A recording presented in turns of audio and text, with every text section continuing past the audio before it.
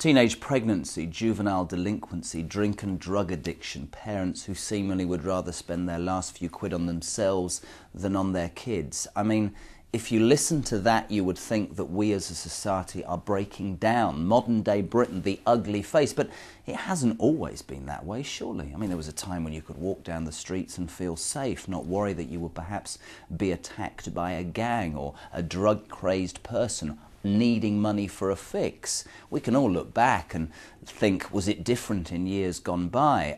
For me, I've always believed that the breakdown of the family unit is central to this. You know, we as kids grew up spending a lot of time with our parents. You'd go home from school, you'd open the door, you'd go out on your bike, you'd hang out with your mates. Everybody looked out for each other. They didn't fight each other in communities. They helped each other. They didn't get pride from breaking the law. They got pride from doing stuff as a street, as a community.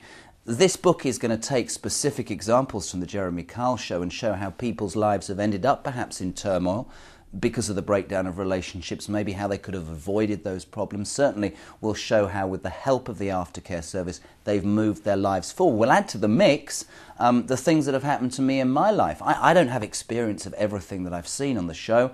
There are one or two things. Obviously, you know, I had a gambling addiction many years ago. Some people will say to this day I've got OCD.